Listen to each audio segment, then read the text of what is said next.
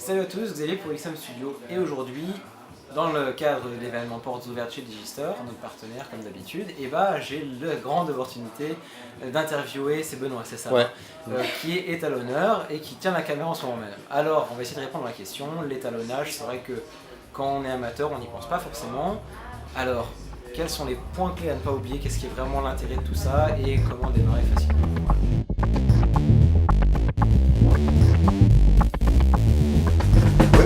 Pour moi, l'étalonnage, c'est quatre choses différentes. C'est déjà donner un signal dans des normes capables d'être diffusées. C'est-à-dire qu'un signal vidéo, ça a des normes et qu'il ne faut pas dépasser. Donc, la première étape, c'est effectivement pouvoir donner à la télé un signal qu'ils peuvent diffuser.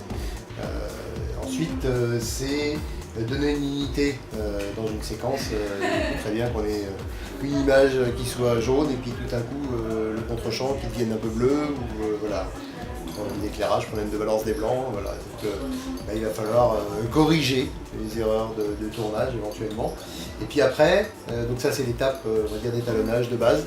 Et après la dernière étape va consister à donner un univers, un environnement, quelque chose, voilà, une sensibilité au film qui va se décider en collaboration avec le réalisateur quand il est là.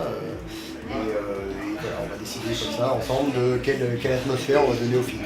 Alors moi quand j'étalonne au film, la première chose que je fais, c'est déjà je le regarde. Même avant que je étalonner, je rentre dedans, quoi.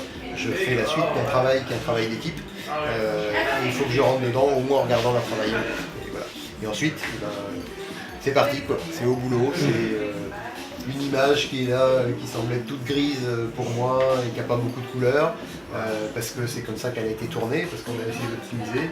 Je vais commencer par rendre une dynamique à cette image-là, en la réglant pour que pour moi, elle ait un bel aspect et qu'elle soit jolie à regarder. Je vais un peu tasser ces noirs-là qui ne le sont pas assez, l'image est un peu grise, et puis je vais monter un peu ces couleurs-là. Là, j'ai fait déjà un premier travail d'étalonnage. Puis ensuite, c'est la nuit, donc je sais pas, je vais peut-être donner un ton un peu plus bleu, pas une américaine, mais c'est pas loin, une atmosphère comme ça. Donc là, c'était l'image telle qu'elle était au départ, telle qu'elle m'a été emmenée, et puis moi, c'est déjà le premier exemple que j'en donne.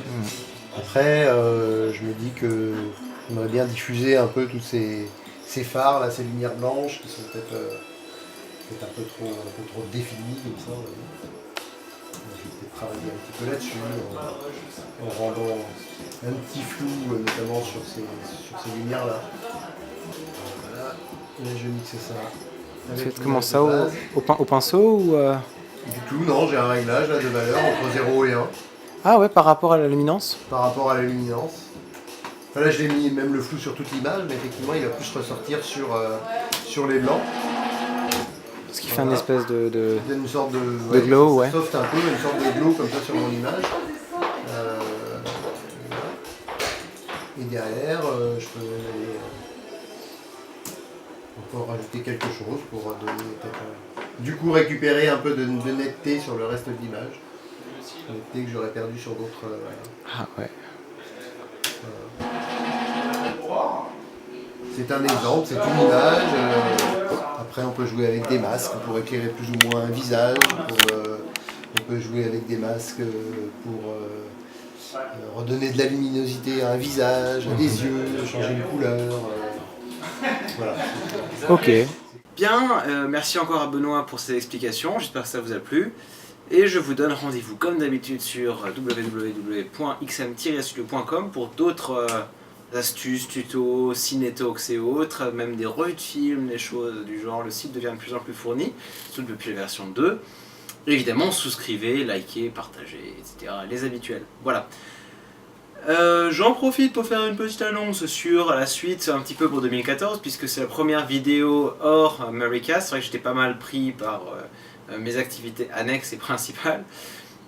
Du coup, la suite, ce sera encore un peu de test produit, j'ai encore 3 trucs dans les cartons.